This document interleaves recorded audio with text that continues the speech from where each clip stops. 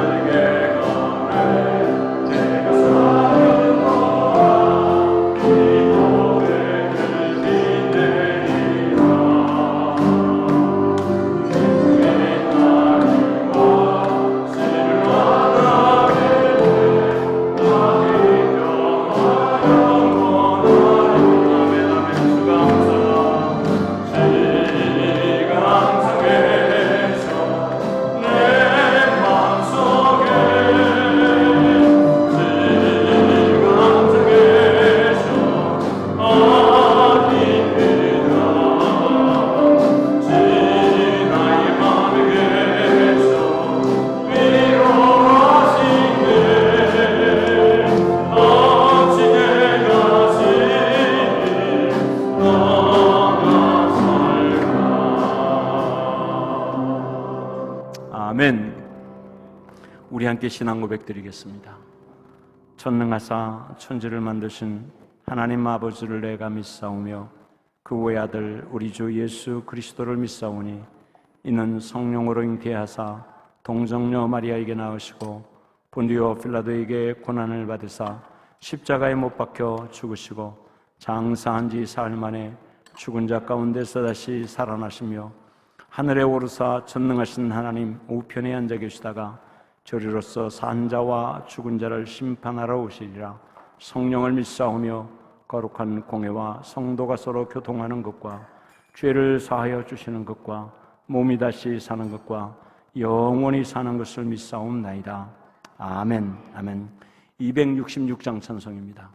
266장 찬송하고 은은주 집사님 기도 인도하겠습니다.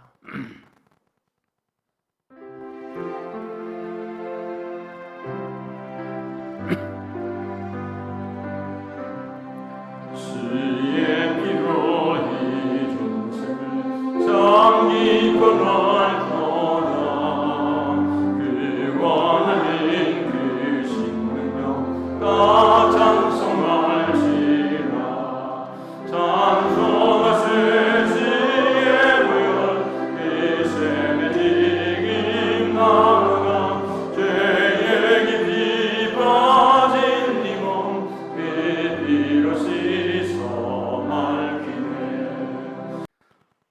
하나님, 저희들을 예배자로 불러주셔서 감사드립니다. 아멘.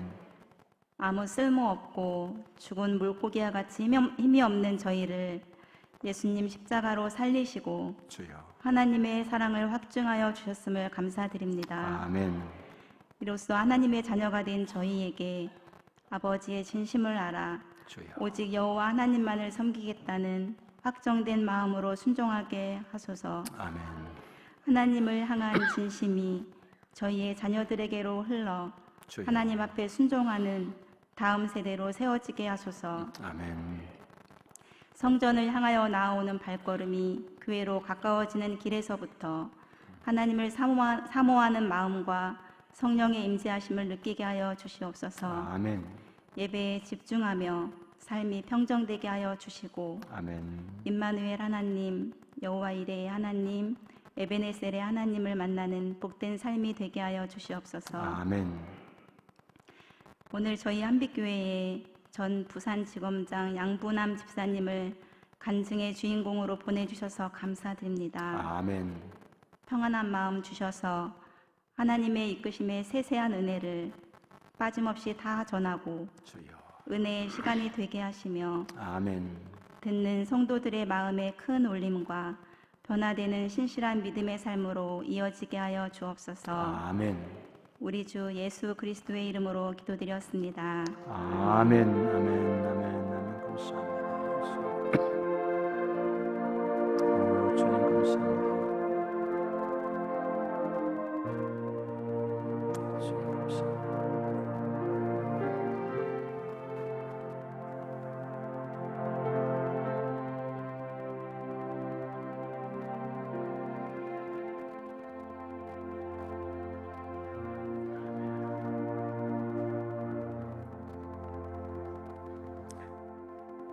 예, 바로 강사님을 소개하고 우리가 은혜 받는 귀한 시간을 갖겠습니다.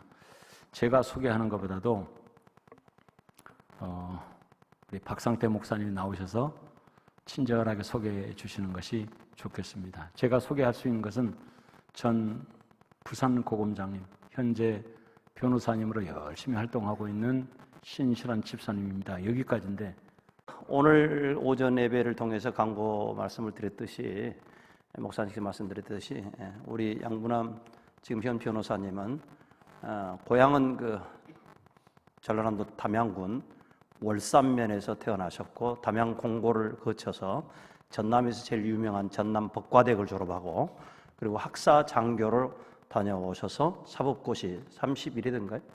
31회 사법고시에 회수하셔서 그때부터 강주지검장을 거치고 부산 고검장으로 이제 검찰의 공직을 마감을 하시고 이번에 서구울 그 국회의원 후보로 출마한 양분함 안수 집사님이신데 이것보다 이렇게 생각하는 것보다 소개하는 것보다는 주님을 뜨겁게 사랑하는 사람 양분함 안수 집사님 그리고 주님의 말씀이라고 한다면 언제든지 내 삶의 의지를 복종시키고 주님께 순종하려고 하는 의지가 강한 양분함 우리 안수 집사님을 소개합니다.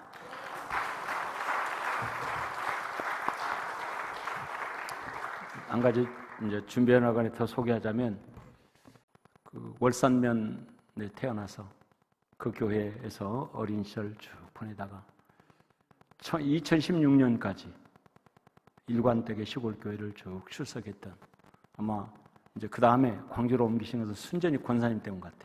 권사님 아니셨으면 지금도 여전히 월산 교회 고향 교회 출석을 하고 있으리라 생각하는데 그거 하나만 갖고도 참 대단한 분이시다.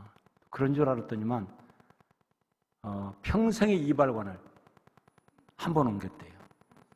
시골에 있는 그 이발사. 근데 그분이 이제 머리 깎는 것을 그만둘 때까지 아마 거의 다니신 것 같아요. 그러니까 지조가 있는 한결같은 그런 분이십니다. 우리 박수로 뜨겁게 맞이하도록 하겠습니다.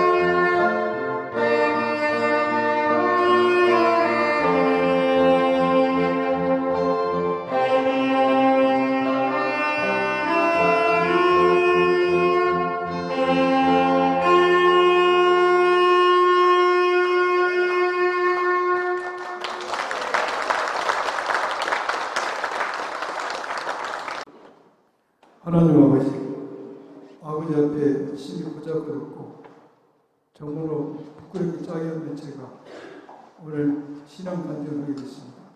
아버지, 저의 머리와 저의 혀를 주장해 주시고 듣는 성도님들 마음을 주장하사 우리의 신앙의 영혼의 주파수가 맞춰지는 이 시간이 되도록 하나님 축복해 주시고 말하는 저나 듣는 성도님들 모두가 은혜스러운 시간이 되도록 하나님 주관하여 주옵소서. 예수님으로 기도드립니다. 아멘. 예. 여러분 반갑습니다. 저는 신앙생활을 한 57년 이상 했습니다. 굉장히 오래 했죠. 그런데 직분은 장로가 아닙니다. 안수집사입니다. 여러 사정인데 저는 57년의 신앙생활하면서 간증을 한 3번, 서너 번 오늘까지 해서 하나 서너 번 피치 못한 사정이 있어서 서너 번 하고 간증은 제가 거의 하지 않습니다.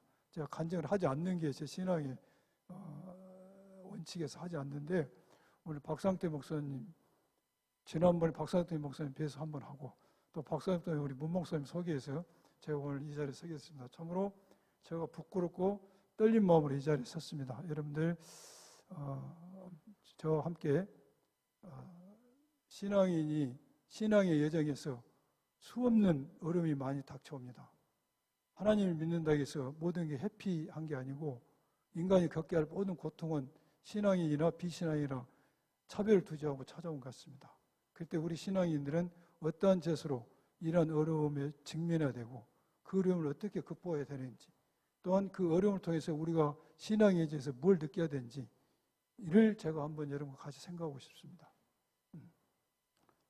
저는 제가 교회에 나간 것은 초등학교 가기 전에 아주 어렸을 때 다녔어요. 초등학교 전에 다녔고 교회는 제 시골교회 담양에 있는 월산교회라고 제 시골 마을에 있는 교회를 다녔습니다. 왜 나갔는지 어떤 교회로 나갔는지도 기억이 안 납니다. 하도 어렸을 때 가가지고. 그런데 신앙생활을 하면서 제가 교회 생활하면서 너무나 즐겁고 교회 나간 것이 행복했습니다. 그래서 교회 형들이나 시골 형 따라다니면서 교회에서 여러 가지 활동도 했고 제가 학교 다니면서 학생회장도 하고 또 주일학교 반사도 하고 선거대도 하고 다 했습니다. 그래서 주일학교 반사는 제가 부장검사를 할 때까지도 주일학교 반사를 했어요. 그런데 저는 이제 교회 직분은 저 시골교회에서 안수집사를 했는데 제가 주일 예배를 성수할 수가 없어서 장로는 피택이 되지 않고 안수집사를 했습니다. 저는 전국 어디서 근무를 하든지 서울, 부산, 대구 어디서 근무하든지 예배는 제가 담양군 월산면에 있는 본교에서 예배를 드렸습니다. 그래서 예배만은 주일 성수는 본교에서 했는데 그 이상은 교회에서 활동을 하기가 제한이 돼가지고 제가 장로를 하지 않고 안수집사를 했고 2016년 1월부로 현재 남구에 있는 포동교회로 교회를 옮겼습니다. 그래서 지금 현재는 포동교회 안수집사의 직분을 하고 있습니다. 제가 하나님을 인격적으로 언제 만나냐는 질문을 저한테 많이 해요. 근데 제가 인격적으로 하나님을 언제 만났는지 잘 모르겠어요. 또 이것이 인격적 만남인지도 모르겠어요. 근데 제가 고등학교를 다니면서 마음속에 하나님에 대해서 깊게 생각하고 하나님 말씀대로 내가 한번 살아보겠다. 정말로 율법대로 한번 살아보겠다고 제가 어느 순간에 다짐하는 순간이 있었습니다. 그래서 그때부터 고등학교 때부터 저는 철저하게 하나님 말씀대로 살려고 노력했어요. 그래서 계명대로 살려고 했고 또 제가 어렸을 때 누구에게 잘못한 게 있었으면 고등학교 때부터 제가 다 가서 사과를 했습니다.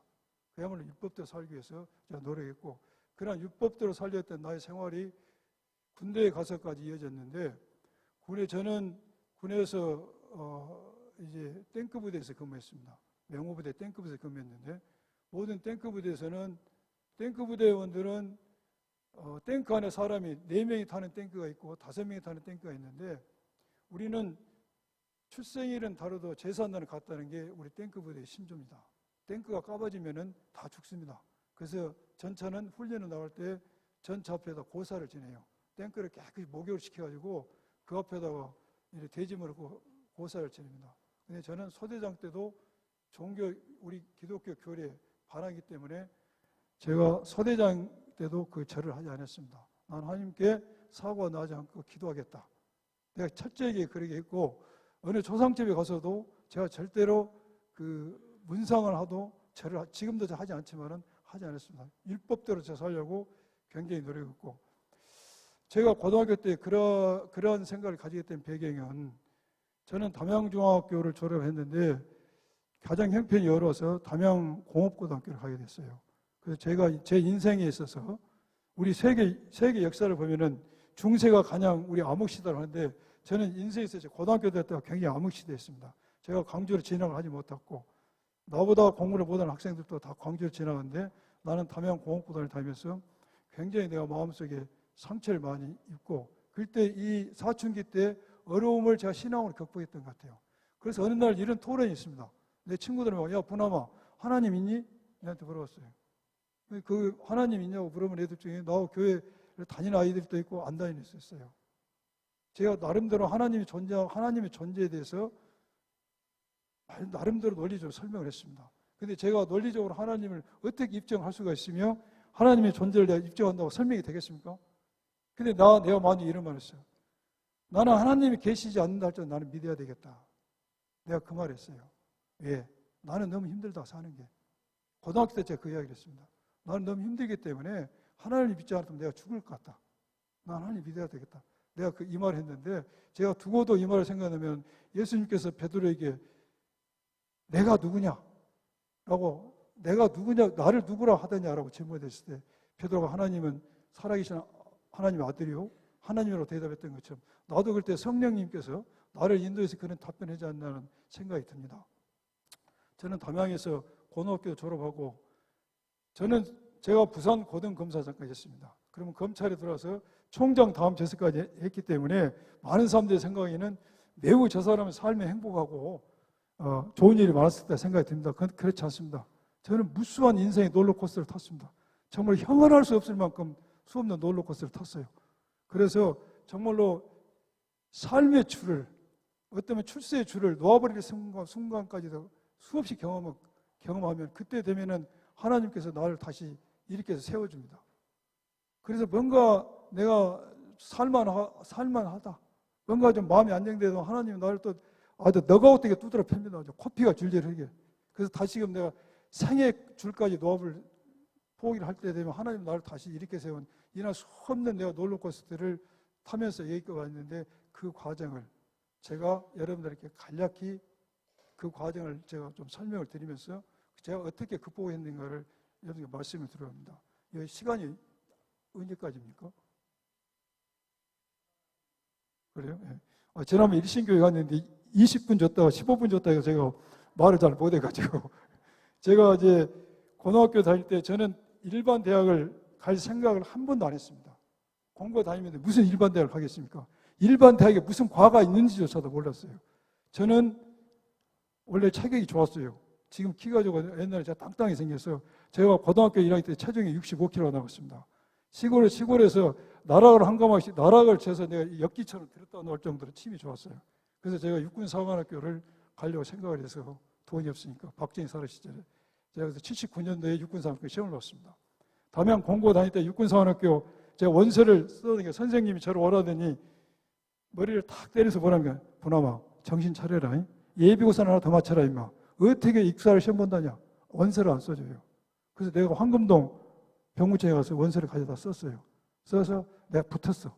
필기시험에. 이제 공고에서 육사 옛날에 필기시험 복기는 참 힘든 과정이었죠. 혼자 도각을 해가지고 붙었어요. 그때 내가 그 공부할 때 내가 공부하는 방에다 뭐라고 썼습니까? 할 수 있거든요. 무슨 말이냐. 믿는 자는 능치 못할 것이 없느니라. 써가지고 늘 벼랑부에다 붙여놓고 내가 그 말씀을 늘 대성이면서 혼자 도각을 해서 공고 다니면서 공부를 해가지고 육군사관학교 필기시험에 붙었어요. 그런데 제가 충치가 있어가지고 신체검사에 때리게 생겼어요. 일을 해봐가면 합격하는데 우리 아버님이 반대를 했고 군인을 못 가게 합니다. 그래서 제가 그때 하나님께 간절히 기도했습니다.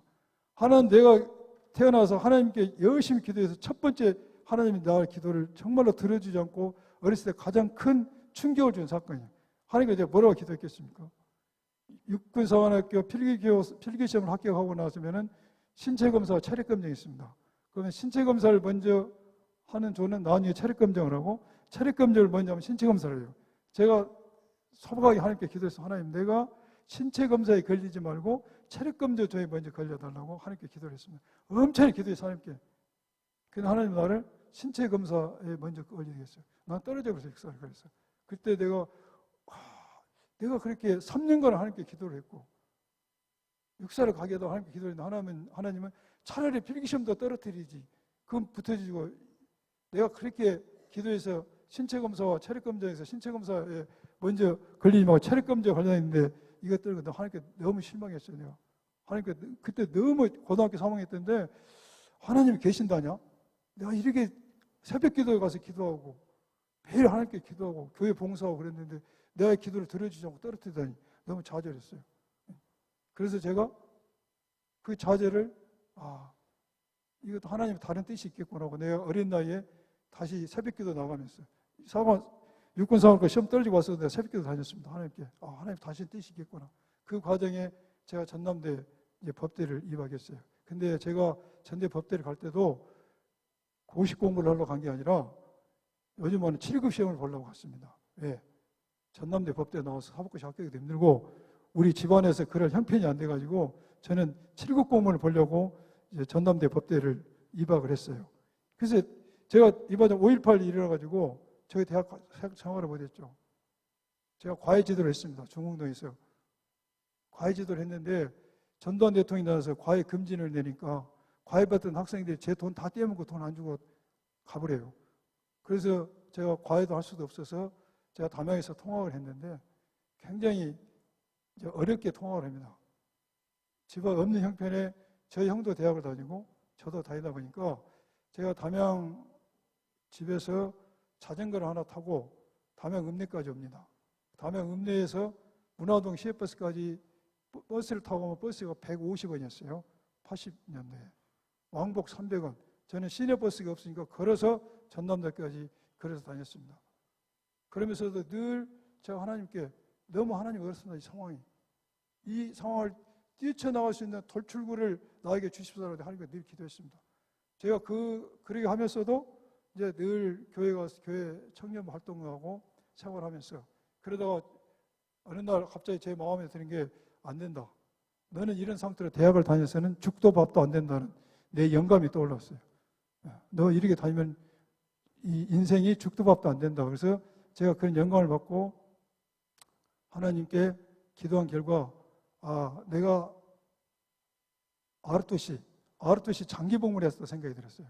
그래서 장기복무에서 그 돈을 벌어가지고 뭔가 인생의 돌출구를 찾았다 생각을 했는데 그 당시만 해도 아르토시를 받는 학생들이 없었습니다. 전남대교에. 그래서 제가 한 친구하고 아르토시 받겠다고 약속을 했는데 그 친구가 다시 그걸 안 받는 바람에 제가 이제 휴학계를 내고 사병으로 군대를 가려고 우리 학생회를 갔어요. 나는 인생을 살면서 이 순간이 하나님께서 나에게 큰 은혜를 줬다는 생각이 듭니다.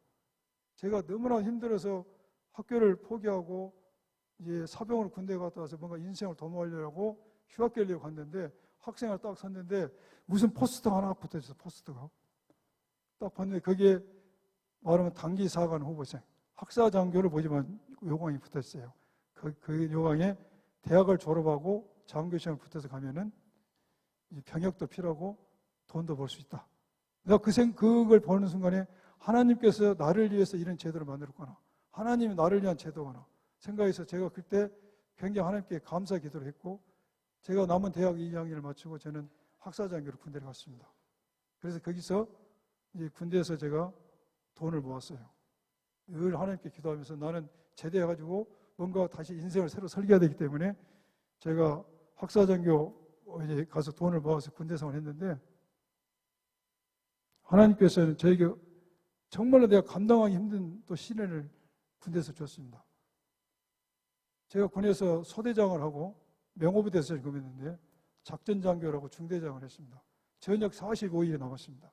정말로 저는 제 가슴속에 기대에 부풀어 있고 이 돈을 가지고 퇴직해서 내가 고시 공부를 해서 한번 꿈을 이루겠다는 생각을 했는데 제가 퇴직 전역 45일, 제가 군대에서 만 40개월을 근무했는데 전역 45일 나왔다가 군에서 사고가 터졌는데 제가 군에서 대대 일찍 사령이 있습니다. 군대는 야간이 되면은 대대장이 부대를 총 책임진 게 아니라 일찍 사령, 중대장 중에서 일찍 사령이 책임지는데 제가 대대 일찍 사령을 수고했는데 우리 소대장이 나한테 찾아오니 군대는 점호를 쳐야 하거든요. 10시에.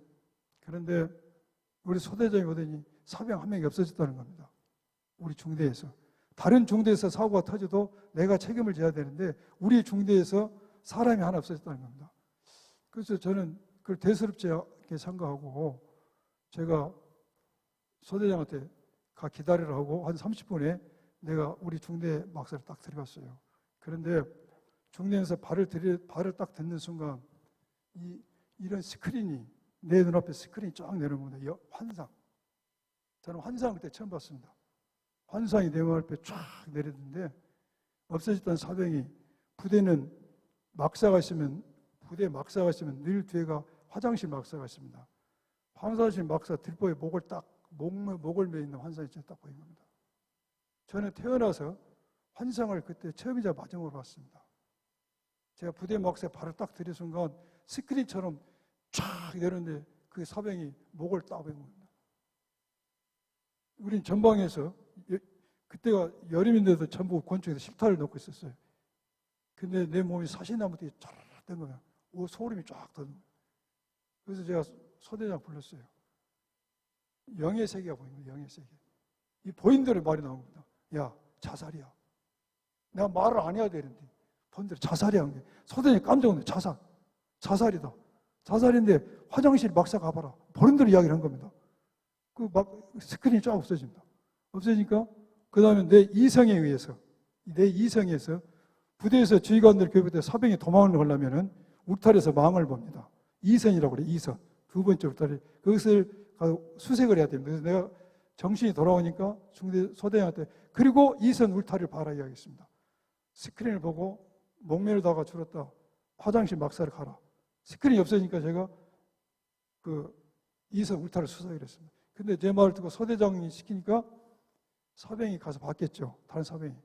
제가 본대로 목을 메고 있는 시체가 발견됐습니다. 제가 그 말을 듣고 나서 한 5분 됐는데 비명소리가 났어요. 내 지시를 받은 사병들이 중대 막사 뒤에 딱 가니까 들뻔은 아니고 중대 막사 화장실 입구에 있는 미루나무에 목을 딱 매기고 있더니 제가 갔어요. 딱 봤어요. 시체를 처음 봤습니다. 눈이 파랗게 젊은 청년이 목을 메고 달려있는 거예요. 내가 그때 뭐라고 했냐면 하나님 이게 꿈이지요. 난 너무 무서운 거야. 무서운 거야. 예.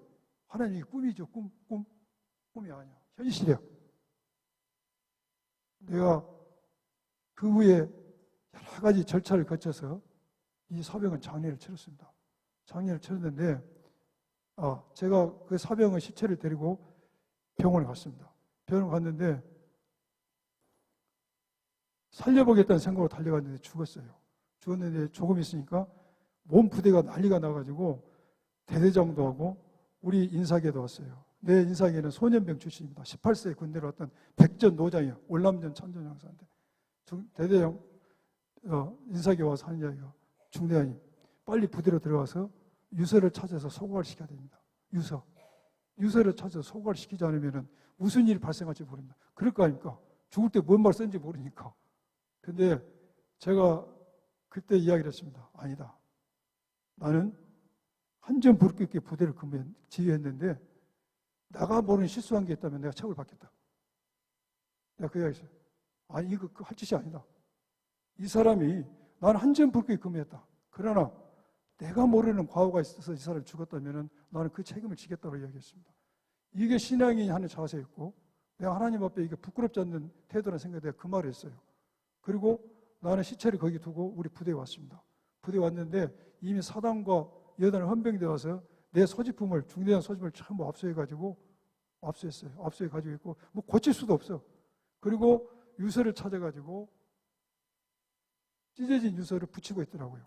큰 이 책상 위에다가 도화지에다 풀칠을 해가지고 유서를 조각조각 붙이고 있어요. 붙여놓고 사단 헌병대장이 이제 형광펜을 긋고 있는 겁니다. 무슨 말을 써졌는가. 제가 부동자도 가만히 서 있었나. 하나님, 내 인생이 여기서 끝납니다. 내가 공고 나와가지고 지방대로 갔다 와서 돈 없어서 군대에서 돈 벌어서 고시공부를 하고 죽을 고생해서 여기까지 왔어요. 군대 생활도 오직 힘들겠습니까? 명호부대에서. 그 힘들고 겪어서 40에 올라왔던데 이제는 여기서 제 인생이 종을 치는군요. 저기 뭐라고 써졌습니까? 나는 저기서 그 사병이 중대장의 부대 지휘가 잘못됐다고 쓰면은 나는 거기서 끝나는 거예요. 옛날에 제가 군대 생활 때도 장교들이 월북을 했습니다. 그 다음에 군사정권 시대는 불명예제도를 합니다. 장교들이 잘못하면은. 불명예제도를 하게 되면은 금융 대출도 안 됩니다. 공무원은 고사하고. 그래서 옛날에 월북을 했죠. 나도 눈을 감고 여러 가지 생각을 해봤어요. 앞으로 벌어질 상황에 대해서. 근데 내 귀에 무슨 소리가 들리냐. 헌병대장이 중대장이 근무는 제대로 했다야. 중대 근무 제대로 했네. 그 말을 한 거예요. 그래서 와, 내가 살았구나 생각이 들었어요. 근데 저는 그때 인생을 다 포기했습니다. 그 순간에. 내가 여기서 끝났구나. 근데 그때 하나님이 나를 또 한번 살려주셨던 거예요. 그리고 그보다 더 고마웠던 게 죽은 자에 대해서. 제가 그 사병이 저녁에 죽었는데 낮에 사격훈련을 시키러 갔습니다. 사격훈련 시키는데 100m, 200m, 250m 쏩니다. 20발씩 총을 쏴요. 오늘 저녁에 죽을 사람이 총이 맞겠습니까? 근데 안 맞아요. 아무리 나를 얼차려 주는 겁니다. 다른 사병들과 함께. 그런데 만약 그 사병이 나 오늘 저녁에 죽는데 한 번만 총을 한 번 돌렸다면 다 죽는 거다. 다 죽고 살아남았다 할지라도 저 혼자 살아남을지라도 제가 정상적으로 살 수가 없죠. 그래서 제가 하나님께 그때 정말로 하나님께서 나를 또 한번 살리셨구나 하면서 제가 반성해봤어요. 왜 이런 일이 찾아왔는지, 왜 나에게 이런 일이 찾아왔는지. 그때 돌이켜보니까 내가 군대라는 특수한 조직과 군인이라는 신분을 빙자해서 신앙에서 많이 멀어진 생활을 했더라고요. 내가 그걸 느껴서 하나님께서 나를 치셨구나. 그래서 내가 다시 회개를 하고 하나님께 바로 서겠다는 그 기회를 삼았습니다. 그래서 제가 제대를 했어요. 제대 가지고 열심히 이제 공부를 하고 있는데 그 퇴직금 가지고 공부를 했습니다. 그래서 제가 사법시험 1차를 합격을 하고 제가 29살 때 28에 고시 공부를 시작했으니까 굉장히 늦게 했죠. 우리 장관님은 훨씬 그 나이면 합격하셨을 거예요. 네. 나는 28에 고시 공부를 이제 시작을 할 때니까 퇴직금 가지고 제가 87년도에 돈 400만 원 가지고 퇴직했습니다. 꽤 큰 돈이었어요. 그 돈 가지고 제가 고시 공부를 했는데 사법시험은 1차, 2차, 3차가 있습니다. 제가 87년에 전역을 해서 88년도에 사법시험 2차를 붙었어요. 너무 영광스럽고 기뻤습니다. 근데 늘 하나님은 나의 인생에 있어서 좋은 일 있으면 그 다음에 여지없이 나를 치시는 겁니다. 사법시험 2차 붙었어요. 그것도 식권도 아니에요. 그 합격한 거. 그거 88년에 붙었으니까 89년도에 2차를 볼 수 있는 자격증만 주어진 겁니다. 근데 제가 갑자기 몸이 아프기 시작했어요. 1차 붙고 나서. 아니, 지금 2차 봐야 되는데 눈이 아파요. 눈이 아파서 책을 볼 수가 없어요. 눈이 아프면 책을 어떻게 봅니까? 다리가 부어가지고 책상에 앉을 수가 없어요. 그래서 제가 사법시험 1차를 준비하면서 썼던 돈, 나머지 돈을 전부 병원에다 갖다 바쳤어요. 주변에 약국에 가서. 나올 수가 없어요. 나는 공부를 했는데 공부를 할 수가 없어요. 늘 하나님께 기도하죠. 하나님, 내가 지금 내년에 사법시험 2차 봐야 되는데 몸이 아프고 이거 어떻게 되겠습니까? 하나님은 몸이 좋아지지 않아요. 잠을 자면 내가 내 눈알 빼가지고 개울에다 맑은 물에다가 씻는 꿈을 꿉니다. 몸은 공부를 해야 되는데 아프니까 내가 내 눈을 빼서 계곡에다 씻는 꿈을 꿔요. 책을 전혀 볼 수가 없어요. 그래서 제가 88년도에 사법시험 2차를 아예 망치고 공부를 하나도 못하고 내가 가만히 생각해 봤어요. 돈도 다 떨어졌어요. 몸에 병만 생겼어. 이건 이래도 죽고 저래도 죽는 생각이 들었어요. 그래서 제가 그 88년도에 10월 달에 보길도 섬으로 들어갔습니다. 보길도 섬에 가서 이제 죽든 살든 2차 시험이 8개월 남았으니까 그걸 준비하려고 이제 보길도 섬을 들어가야 되는데 제가 완도항에서 카페에서 배를 딱 탔습니다. 88년 10월 9일인데 딱 탔는데 너무 하늘은 아름다워. 모든 사람들은 행복에 겨워 있어. 페리에 타는 사람들은. 수심이 가득 찬 사람 나 혼자야. 내가 하나님께 그 기도했어. 하나님, 내가 무슨 죄를 졌습니까? 정말로. 근데 뭘 죄를 졌습니까? 신앙생활도 열심히 했죠. 국방업무도 다 했고.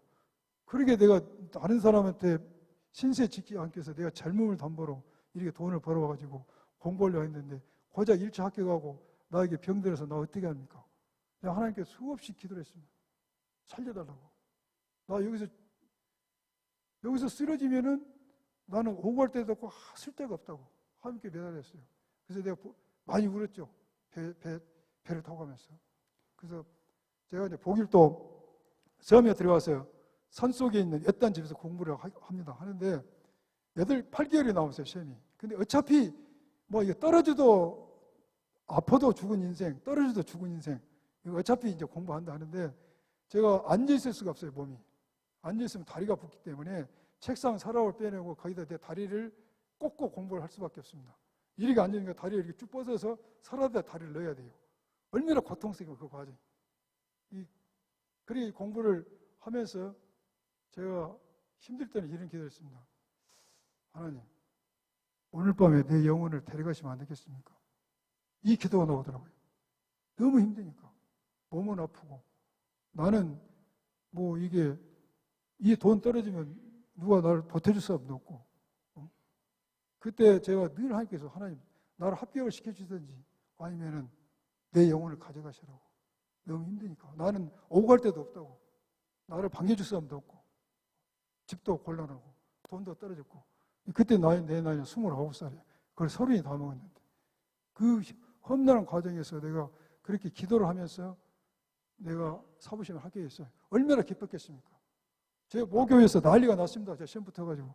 제가 월산 우리 고향에서 내가 처음으로 사부심 합격했고 많은 사람들이 옛날 교회 다닌 사람들을 무시하고 멸시했습니다. 지금은 그렇지 않죠. 옛날에는 교회 다니면 전부 못난 사람들, 시골에 병든 사람들만 다니는 게 교회 다닙니다.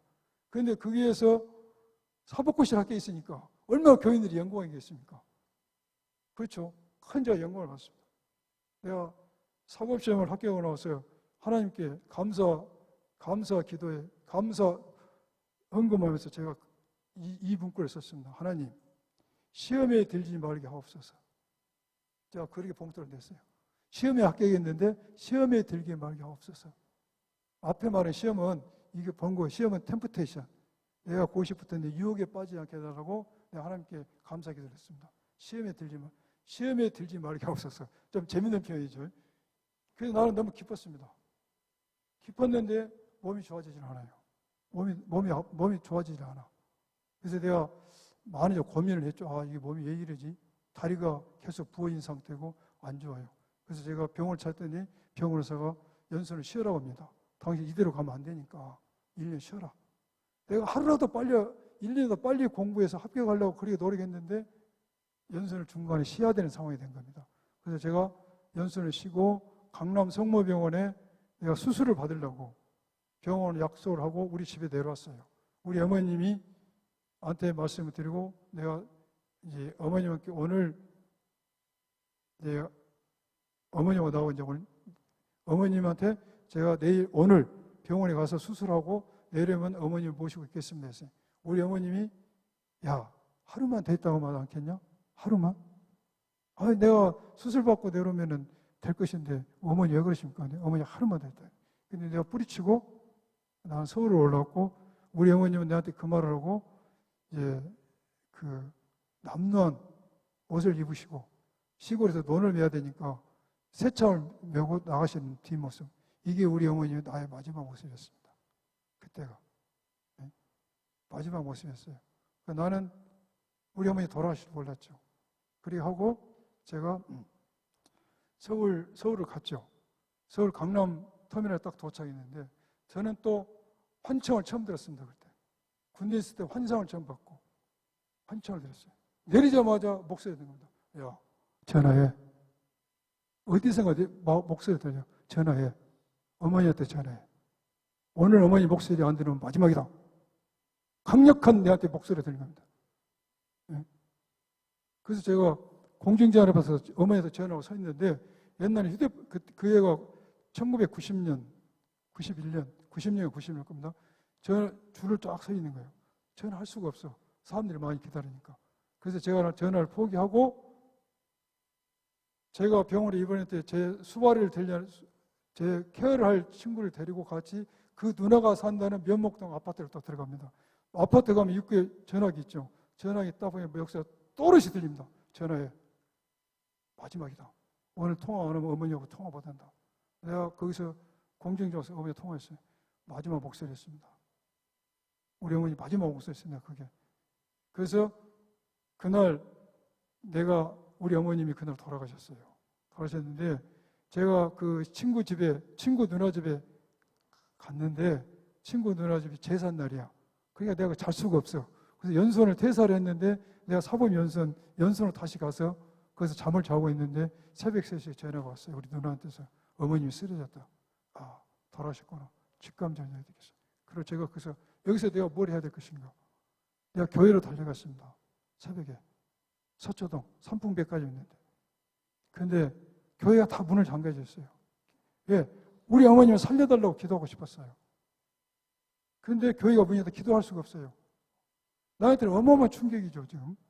그래서 제가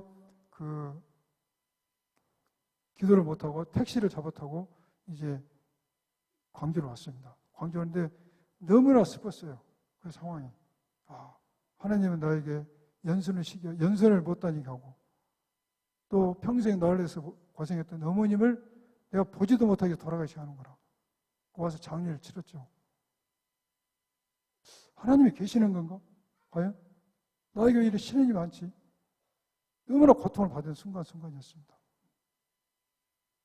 그래서 제가 어머님 장례를 치르고 다시 병원을 갔어요. 강남병원을 갔는데 거기서 받은 충격은 더 커. 제가 혈관이 문제가 있었는데 다리를 잘린 사람, 팔이 절단 사람들이 막 있는 거야. 가서 보니까. 내가 진료받으려고 과로 갔는데 와, 그걸 보는 순간 너무나 절망적인 겁니다. 의사 선생님한테 앉았어요. 의사가 하는 이야기가 당신은 불행경 다행이다. 동맥이 이상 있으면 저 사람들도 잘라야 된다. 근데 당신은 정맥이 이상 있으니까 괜찮아. 약 먹으면 돼. 그 이야기를 하더라고요. 그래서 제가 그때부터 치료를 받고 지금은 이제 건강하게 잘 지내고 있는데 제가 그때 너무 힘들었고 그 과정을 하나님이 나에게 너무 힘들게 하는 거라면서도 나는 계속해서 그 상황을 이겨나가려고 제가 계속 기도를 했습니다. 돌아와서 계속 하나님께 살려달라고. 나 이러면 죽는다고. 내가 의지할 데가 없어 살려달라고. 늘 하나님께 기도했어요. 그래서 저는 연수원 쉬었다가 검사가 됐는데 저는 백도 없어요. 학교도 좋은데 안 나왔어요. 집안도 뭐 좋은 집안도 아니야. 오로지 몸으로 버티는 겁니다. 오로지 몸으로 이제 일을 하면서 버텼는데 제가 그래서 일을 하면서 수없는 과정을 겪었습니다. 인사에 롤러코스터 수없이 쳤어. 완전 막장 갔다가 다시 살아서 올라오기도 하고 내려가기도 하고 공고를 조립해서 제가 고등검사까지 하는 케이스가 제가 우리나라에서 처음 있었습니다. 그런데 그 과정에 수없는 노력도 있었는데 제가 그 검사할 때 고통받았던 많은 것 중에서도 가장 힘들었던 게 검사장이 돼가지고 강원에서 수사단장을 할 때입니다. 여러분들 강원내 수사단이라는 걸 이야기 들어봤을 겁니다.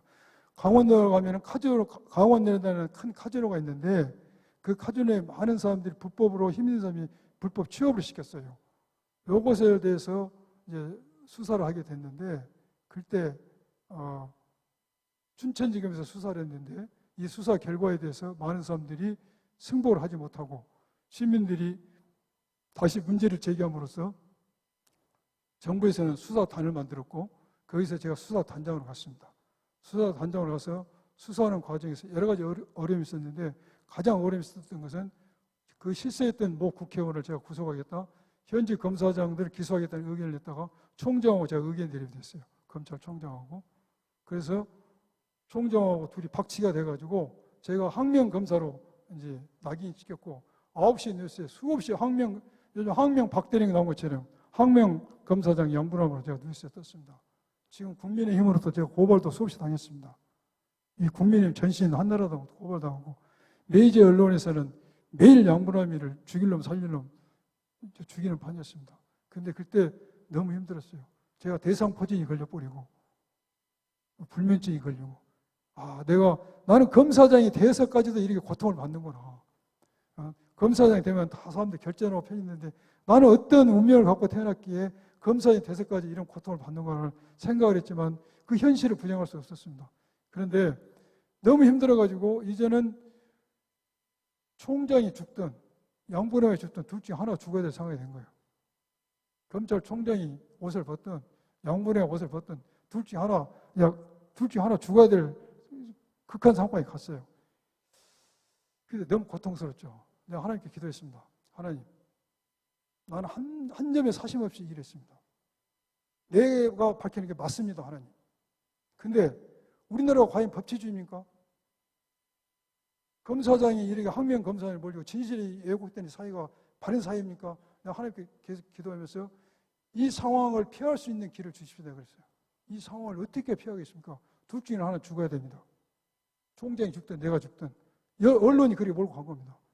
근데 민정수석에서 연락이 왔어 저한테. 정말 이거 뉴스에도 안 나온 이야기인데 연락 오는데 자 지금부터 우리가 시킨 대로 해라. 총장하고 수사단장은 너희들이 지금부터 이 안을 받아들이기로 싸우면은 싸운 놈을 처벌하겠다는 겁니다. 아니 뭐냐? 자, 그 전에 수사자문단이라고 심의를 받겠는데 수사자문단 심의를 받아서 너희 둘이 다 승복할래? 승복하면은 어느 쪽이 이기든 진놈에 대해서 문제 삼지 않겠다. 이 대통령의 뜻이라고 했어요. 문재인 대통령 뜻인데 너희들 결과에 둘 다 승복한다면은 어느 쪽이 되든 진 쪽에 대해서 문제 삼지 않겠다. 그래서 총장도 오케이, 나도 오케이를 했죠. 그 결과에 따르겠다라고. 그래서 근데 그 결과는 내가 졌어요. 난 질 걸 예상했고, 왜냐? 그게 자문단 자체가 매우 편파적으로 일방적으로 구성되었기 때문에 나는 질 것을 예상했습니다. 했는데 그날 자문단에 심의가 있는 날입니다. 그러나 어찌됐든 내 기도가 하나님 들어주신 거지. 피할 길을 준 거지. 아무튼 이 결과를 보면 너희들 승복하면은 두 놈 다 살아나니까 그 피할 길을 하나님께 받았어요. 그러나 이제 결과는 어떻게 될 것인가에 있어서 오늘 심사를 한 날입니다. 비가 추적추적 내리는데 내 부단장이 딱 찾아내는 그 사람도 신앙인데 단장님 우리는 오늘부로 지금까지 당한 것보다 더 심한 모욕과 조롱을 당할 것입니다. 무슨 말이냐? 당연히 우리 의견과 다르게 날 겁니다. 그건 예상하고 있다. 근데 왜 우리가 조롱과 웃음거리가 돼야 되냐? 우리는 힘이 없습니다.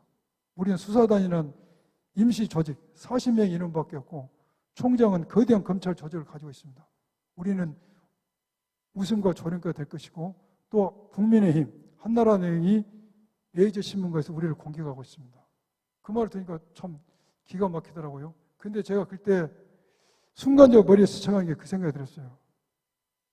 예수님께서 십자가에 못 박혔을 때 많은 로마 군병들도 비웃과 조롱을 당했을 때 신이기 때문에 얼마든지 이것을 이 사람들이 벌을 가할 수도 있고 얼마든지 뭔가 기적을 낼 수도 있지만은 인간의 구원 사회는 거대한 사업을 위해서 그런 고통을 감내했다. 그 생각이 갑자기 떠오르더라고요. 그래서 제가 그래서 나도 저런 거 비웃음을 감내해야지. 그러면서 제가 그 순간에 뭘 느꼈냐면 내가 그 순간에 내 이 업물치다 이 글을 딱 써있어요. 나는 하나님을 통해서 예수님을 본 게 아니고 예수님을 통해서 하나님을 본다. 얼마나 멋진 말 아닌가요? 이게? 나는 예수님을 통해서 하나님을 본다. 내가 그때 신앙적 확신이었어요. 나는 예수님을 통해서 하나님을 봤다.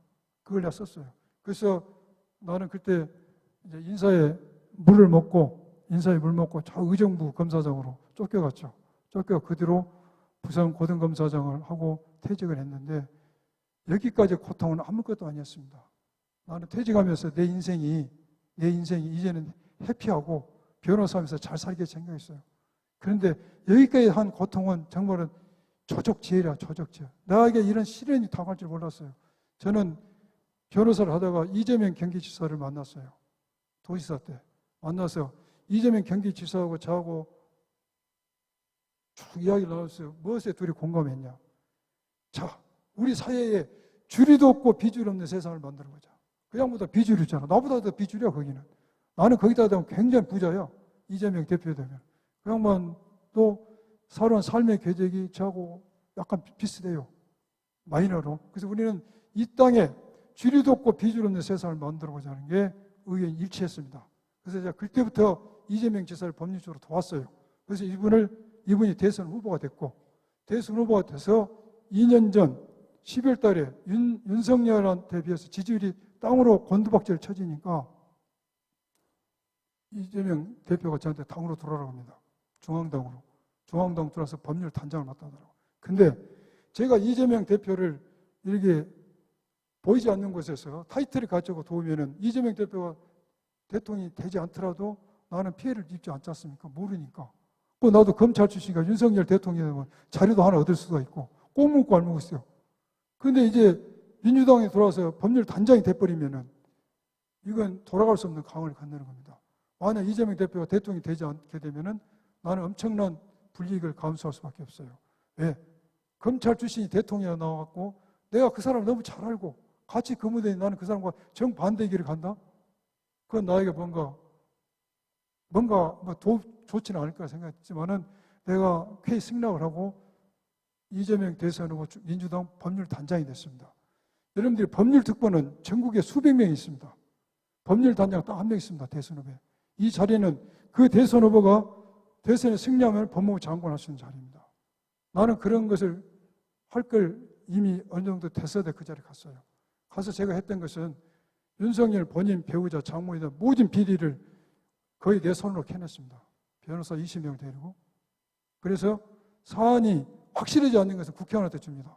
그럼 국회의원들이 상임위에서 면책특권이 있기 때문에 그것을 더 밝혀내고 확실한 것은 제가 고발했어요. 제가 직접 고발장을 들고 중앙지검에 가서 기자들 앞에서 왜 고발을 하는지, 왜 윤석열 후보를 내가 고발을 하는지, 왜 장모를 고발하는지, 왜 국민의힘 의원들을 고발하는지를 설명을 하고 고발을 수십 개 했습니다. 한 60여 건 고발해버렸어요. 엄청나게 포로 쏘아댄 겁니다. 내가 엄청나게 전방이 됐어요. 이재명 대선 후보에서 공개에 들으면은 우리가 가서 방어합니다. 그게 아니라고. 열심히 했죠. 0.73포인트로 쳤습니다. 0.75 쳤어요. 지고 나서 작년 8월 28일 날 이재명 대선 후보가 민주당 대표가 됐어요. 민주당 대표가 되면서 저를 민주당 법률위원장으로 임명을 했습니다. 작년 9월 1일부로. 민주당 법률위원장 자리에는 위원장이 여러 개 민주당 위원장이 있지만은 최고위원회 참석하는 위원장은 법률위원장입니다.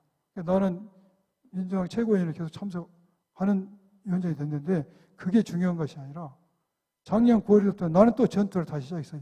윤석열 후보가 아니라 윤석열 대통령을 내가 전투를 가서 윤석열 대통령을 여러 번 고발했습니다.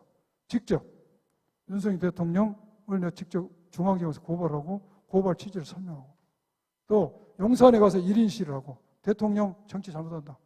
내가 검사지만 검찰 독재국가 문제 있다. 방송에 일주일에 두세 번 출연해서 이 정부 잘못하고 있다. 비판합니다.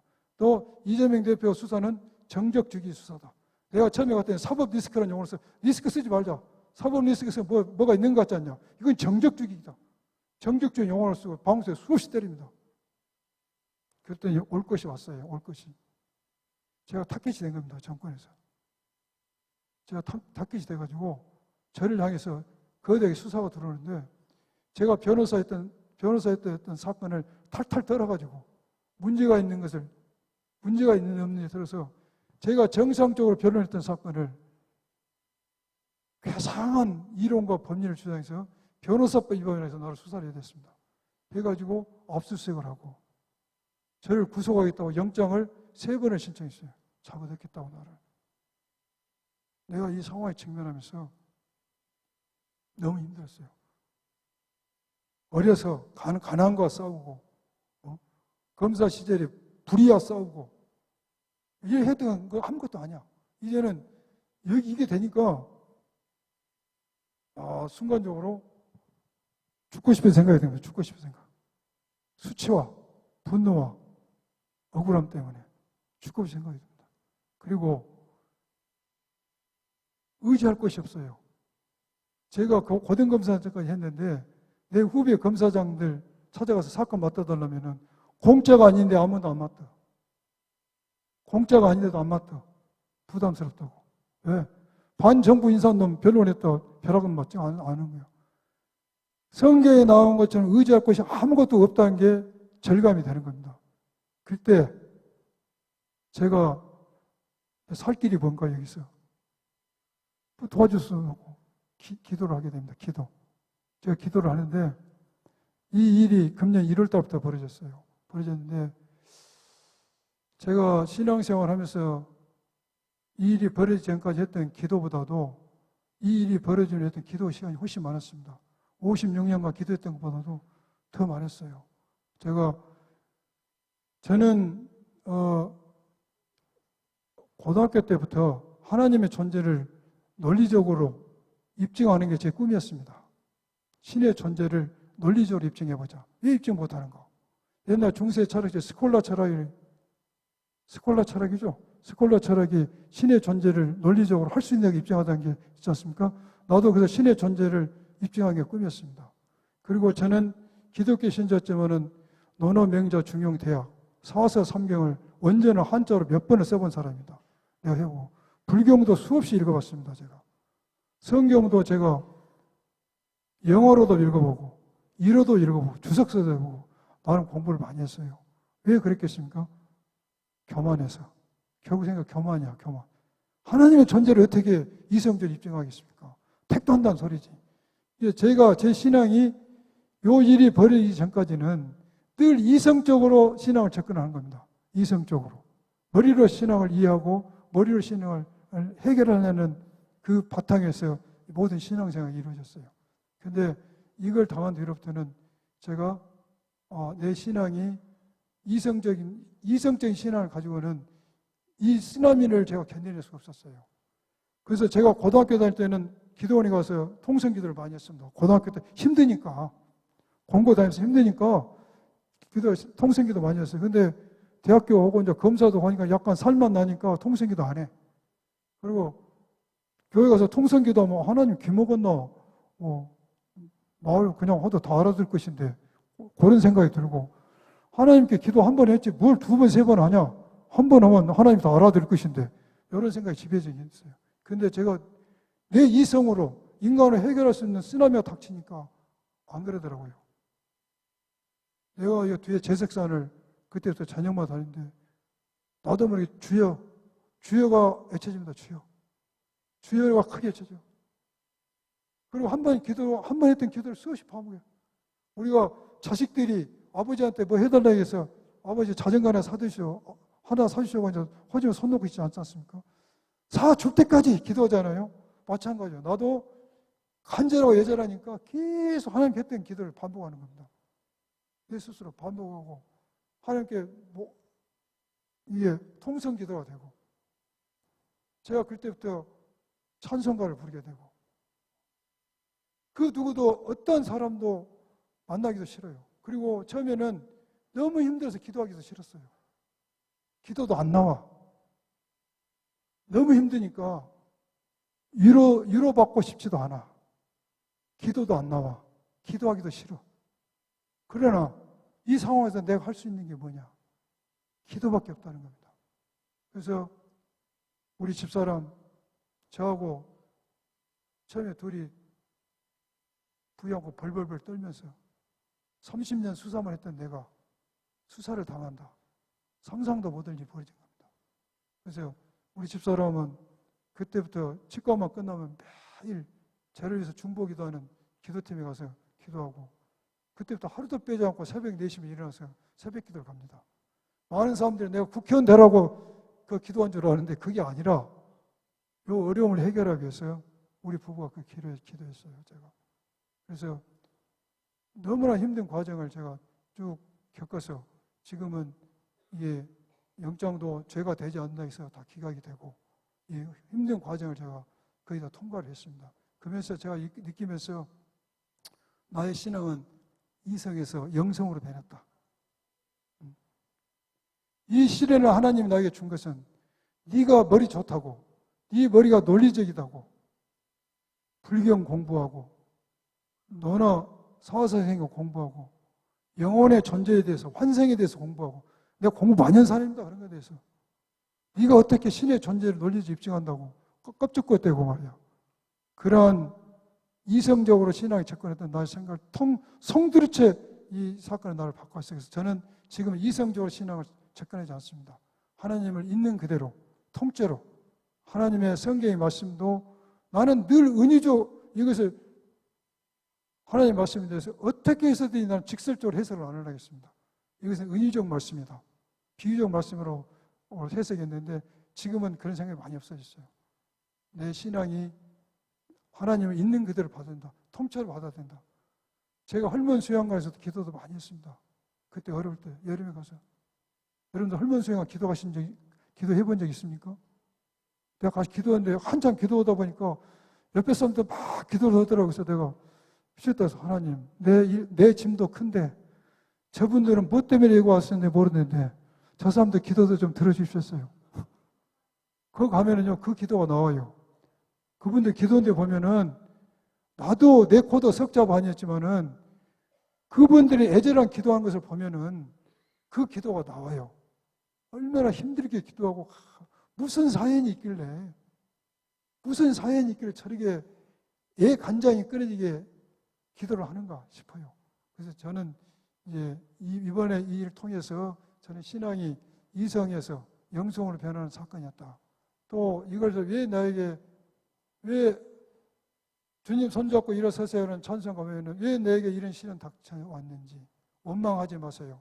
고난의 뒤편에 있는 주님이 주실 축복을 생각해 보세요. 그렇죠. 그 가사 있죠. 내가 그걸 늘 생각합니다. 뭔가 신의 뜻이 있었구나. 하나님의 뜻이고. 늘 내가 지금 하는 것은 저는 이제 선거에 나왔어요. 노장으로 선거에 나왔지만은 저는 나왔기 때문에 당선돼야 됩니다. 당선되는 것이 제 명예와 권력과 뭔가를 위해서가 아닙니다. 공정한 세상을 만들기 위해서 했는데 저는 요 이야기를 하는 게 아니라 이거 외에는 제가 이번에 큰일을 당하면서 저는 명예욕도 권력도 재산욕도 다 주님의 십자가 앞에 다 내려놓았어요. 나의 마음속에는 아무런 욕심이 없습니다. 선거는 나왔기 때문에 이게 민주주의를 지키는 것이고 공정한 사회를 만드는 것이기 때문에 이건 끝까지 내가 집중하지만은 그의 모든 것은 내가 늘 하나님께 내가 주님의 십자가 앞에 내 세상 욕심 다 내놨습니다. 오직 주님의 나라와 주님의 의를 구하는 삶을 살겠습니다. 제가 그걸 다짐하고 매일 기도를 합니다. 그래서 이제 많이 배운 사람들, 많이 공부한 사람들이 저 같은 우를 범하기 쉬워요. 이성적 접근 신앙에 대해서. 근데 제가 그걸 완전히 버렸어요, 지금. 이 사건을 통해서. 그래서 제가 시간도 이제 많이 잡아먹어서 더 이상 하지 않겠는데, 제가 신앙생활 하면서 우리 신앙인의 여정은 수없이 이런 어려움이 있을 겁니다. 없을 수가 없어요. 그때 이걸 어떻게 우리가 받아들이고 해석하는 게 중요합니다.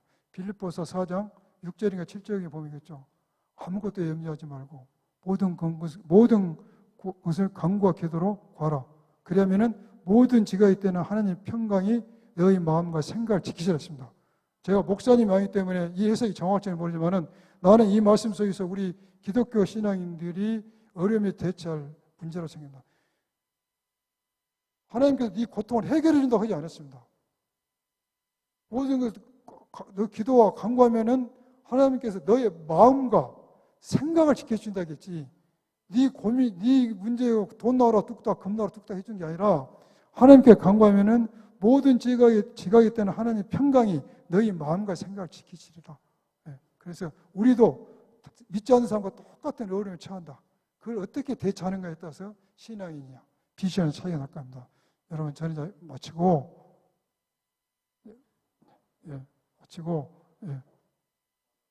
제가 여기서 색소폰 한 곡 더 드리겠습니다. 광야를 지나며. 제가 이 어려운 과정 중에서 누가 저한테 보내줬어요. 보냈는데 이 가사를 보고 내가 울었습니다. 어쩌면 내하고 똑같다. 그래서 이건 제가 연주를 잘 못하는데 여러분들 가사에 은혜 받으시고 마지막으로 제가 광야를 지나며 연주하겠습니다.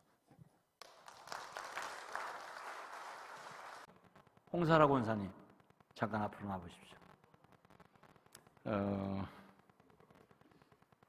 제가 지난번에 잠깐 식사하며 대화를 나눌 때 병원이 끝나면 치과 병원의 원장님이십니다. 그런데 병원 일이 끝나면 환자를 돌보니 많이 힘들고 어려웠을 텐데 기도하는 팀에 가서 남편을 위해서 끊임없이 기도했다고 하는 거예요. 그리고 그 마음 아프게 들렸던 것이 아까도 그런 얘기 여러분 했잖아요. 죽고 싶었다고. 정말로 죽고 싶었다고.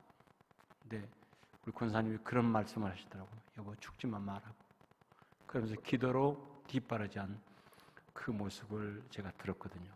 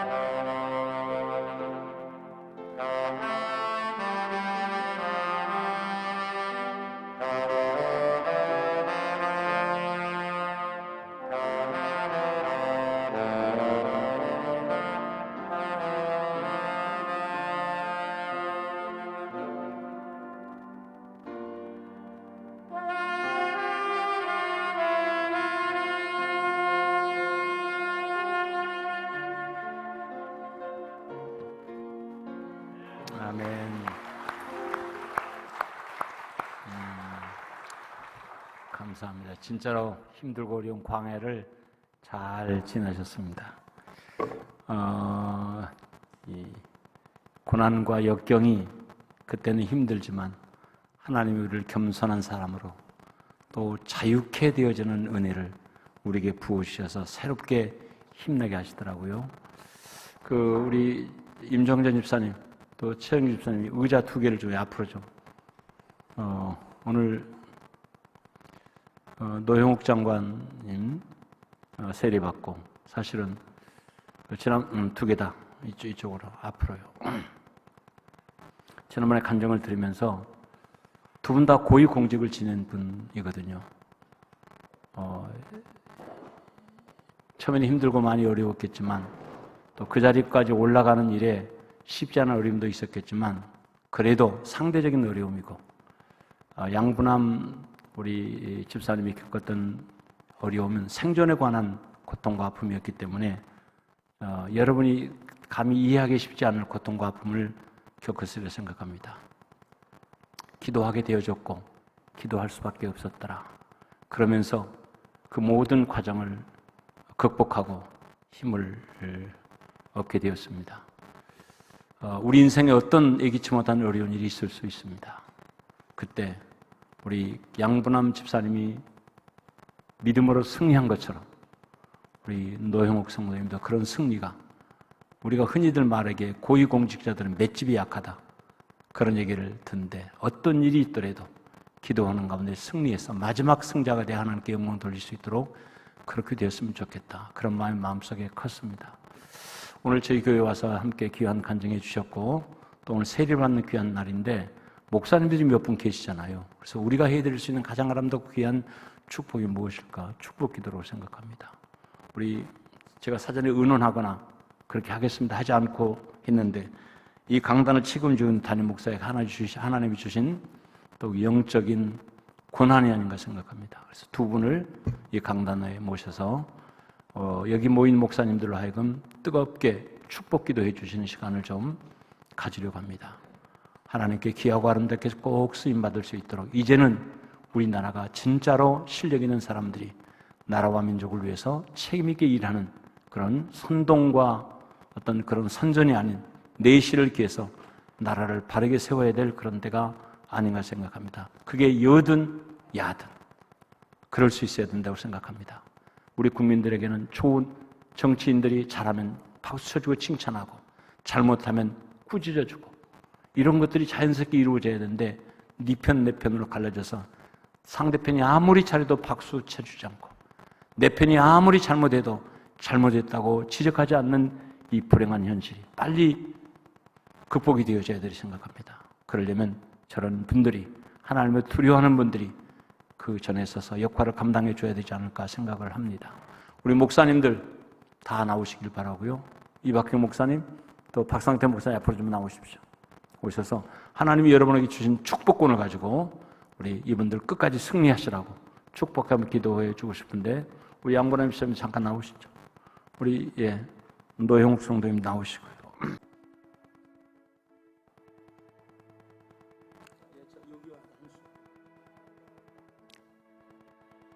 천지 만물을 창조하신 하나님 아버지, 주의 피조 생명이 하나님 앞에 두렵고 떨리는 마음으로 나왔습니다.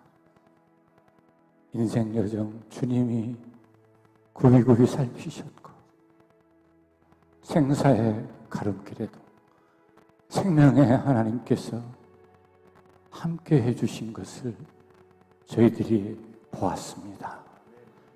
임마누엘 되신 하나님, 이 종의 죽음의 터널을 지나게 하셨사오니 광명의 빛 가운데로 인도해 주시옵소서.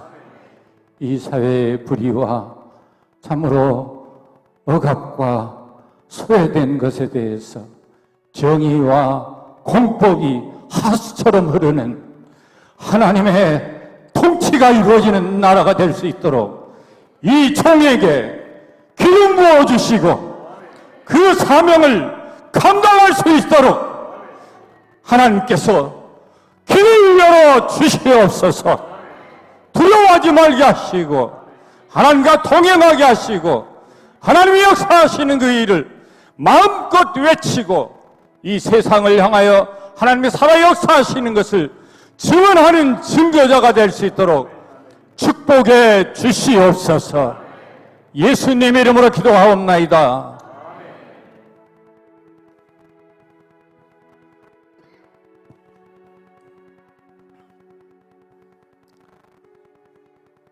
영접하는 자 곧 그 이름을 믿는 자들에게는 하나님의 자녀가 되는 권세를 주셨으니 오늘 예수 그리스도를 개인의 구주로 영접하여 하나님의 자녀된 권세를 얻고 오늘 또 세례를 받아 하나님의 자녀로서의 그 징표를 모든 사람들 앞에서 선포하게 하시고 증거하게 하시니 참으로 감사를 드립니다.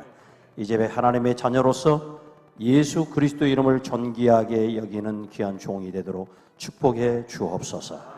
아버지 하나님, 천하의 모든 것을 다 얻었다 할지라도 예수 그리스도를 얻지 않았다고 한다면 얻은 것이 아니지만 아버지 하나님, 예수 그리스도를 얻었다고 한다면 천하보다 다 귀한 걸 다 얻은 것인 줄 알고 그 예수 그리스도의 이름을 존귀하게 여길 뿐만 아니라 그 주님을 주신 하나님을 사랑하는 귀한 종이 되게 하여 주옵소서. 그리고 하나님의 말씀이라고 한다면 아버지 하나님, 죽도록 충성하는 종이 되게 하여 주셔서 참으로 어디를 가든지 하나님의 사람으로서 존경받고 인정받는 귀한 종이 되게 하여 주옵소서. 이제는 세례를 받았습니다. 어린아이와 같습니다. 이제 말씀 안에서 견고하게 세워진 바가 되게 도와주시옵시고 참으로 아버지 하나님의 늘 몸된 교회를 사랑하고 주님이 핏값으로 사신 공동체를 사랑해 나가는 한 지체 의식을 가지고 아버지 하나님, 하나님의 뜻을 이루어드리는 귀한 아들이 되도록 은혜를 내리워 주옵소서. 이제 믿음의 가정입니다. 가정 위에 주님의 은혜와 평강이 넘치게 하여 주시고 선하게 인도하여 주시고 또 새로운 아버지 하나님의 시대에 새로운 종으로 귀하게 쓰임받는 이 민족의 귀한 지도자가 될 수 있도록 은총 베풀어 주옵소서. 지금까지도 선하게 인도하여 주셨던 것처럼 앞으로도 선하게 인도하여 주셔서 모든 사람들이 하나님이 인도를 받고 있는 귀한 종이라고 간증할 수 있는 하나님의 사람이 되도록 은총 베풀어 주옵소서. 감사하고 예수님의 이름으로 기도하옵나이다. 아멘. 할렐루야. 우리 악수 좀 진하게 하십시오. 하나님이 함께 하실 겁니다. 네. 하나님이 함께 하실 겁니다. 네. 악수.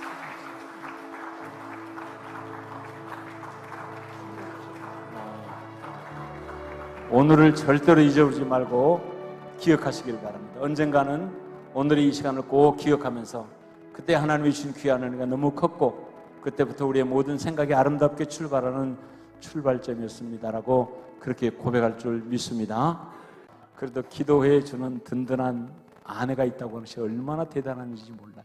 그러니까 남자는, 저도 남자지만 세게 보이지만 진짜로 약해요. 결정적인 순간에는. 근데 그 남자를 강하게 만드는 이가 배우에서 기도해주고 결정적인 순간에 믿음으로 격려해주고 붙잡아주는 그것이거든요. 근데 이번에 그렇게 하셨네요. 장가 잘 가셨습니다. 제가 우리 교회 초청할 때도 이 마음이 사라지기 전에 하나님이 주셨던 이 은혜가 언젠가는 사람은 또 이제 국회에 들어가시고 2선, 3선 하고 또 어디 위원장도 하고 그 이상의 법무부 장관도 하고 그러면 오늘을 잊어버리기가 또 쉽습니다. 그때 가면. 그러나 그때 가서라도 절대로 하나님 앞에 더 크고 아름답게 쓰임받을 수 있도록 우리 권사님은 늘 위해서 기도하시고 한국 사회, 우리 교계뿐만 아니라 한국 사회의 귀한 기둥으로 세워질 수 있도록 기도로 잘 세워 가시길 바랍니다. 우리가 뜨겁게 박수 한번 더 격려하시고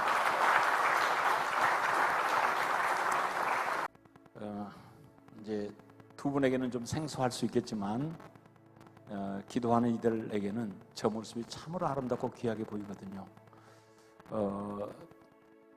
남자는 밖에 나가서는 강하지만 또 실제적인 인생의 상황 속에서는 참 외롭고 약하고 그렇습니다. 그때 큰 힘이 되어지는 것이 남자가 가장 힘이 날 때가 언젠가면 내 아내로부터 칭찬을 듣고 내 아내로부터 격려를 받는 그때입니다. 당신 최고라고. 당신이 있는 한 우리 가정이 세워질 것이고 당신이 있는 한 우리 모두는 힘을 얻게 될 것이라고 하는 그 얘기를 들을 때 정말로 힘이 나거든요. 네, 그 역할을 앞으로 해 주셔야 됩니다. 우리 교회에서는 최단시간에 집사로 임명할 겁니다. 그러니까 성도하고 집사는 하늘과 땅 차이예요. 이게. 근데 아무나 집사에게 주는 것이 아니라 온전하게 주일 성수하고 한 가지를 더 하셔야 돼요. 이제 사실은 저희 교회 아직 정식 등록도 안 시켰습니다. 정식 등록도. 우리 교회 정식 등록이 되면 우리 카톡, 단체 카톡 안에 우리가 초대를 해서 모든 정보를 공유하고 예배에 초청하는 시간들 할 텐데 그거 아직 안 했단 말이에요. 그래서 돌아온 주일에 정식, 오늘 이 시간 이후로 제가 우리 교회 카톡방에다 정식 초대를 할 것입니다. 그래서 한빛교회 성도로서 함께 할 뿐만 아니라 이제 본격적으로 역할을 할 수 있도록 되어야 됩니다. 그러려면 새벽에 일찍 일어나는 훈련을 해야 돼요. 새벽에 일찍. 그래서 새벽별 보기 운동을 진짜로 해야 됩니다. 근데 우리 교회에서도 훈련이 돼야 돼요. 그래야 밖에 나가서도 우리 성도들이 함께 기도의 후원자가 되어지고 그렇게 강력하게 기도하는 가운데서 하나님이 이루시는 사람의 생각은 어렵다고 말할지 몰라도 하나님이 역사하시면 분위기를 만들어 가시고 바람을 일으키시는 분이 하나님이시란 말이에요. 그것을 믿음 안에서 꼭 붙잡을 수 있도록 그러기 위해서는 역할이 대단히 중요합니다. 아셨죠? 우리 두 분도 힘내시라고 우리가 힘찬 박수로 한번 격려하시죠.